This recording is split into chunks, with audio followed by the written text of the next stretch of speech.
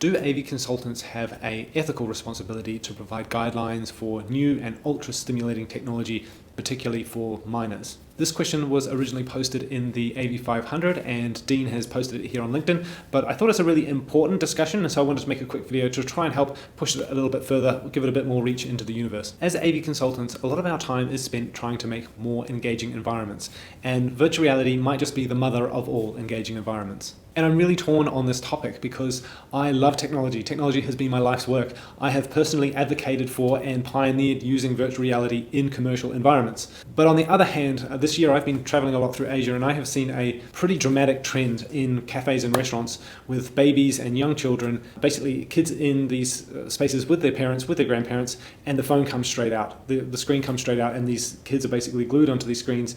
And to be honest, it kind of breaks my heart a little bit because these children are losing the experience of connection with their parents, learning those social skills. There's definitely a lot particularly for young kids to learn in those environments. So if playground designers have a responsibility to minimize the danger of the playgrounds they design, do AV designers have a responsibility to minimize the dangers of the AV systems that they're designing for minors? And if we all agree, hopefully, that it's bad to give children heroin in school because it's ultra stimulating and it's ultra addictive, do we also need to be really mindful around how we're implementing new technologies that are also really stimulating and potentially addictive? Or am I just doing what old people always do and injecting unnecessary fear into what is new and what is ultimately just the progression of technology and education? I mean, it's easy to look at a classroom of kids with VR headsets with their eyes and ears stuffed shut and see them as isolated, when really on the inside in those immersive worlds they could be interacting with other human beings. One thing that does seem to be really clear is a lot of young people are struggling with their mental health issues,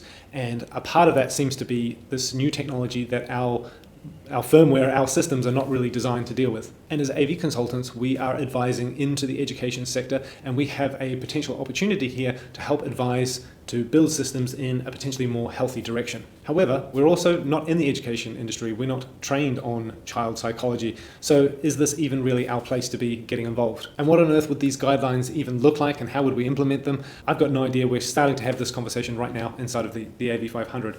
But I would like to really hear from educators or psychologists or other AV people. What do you think?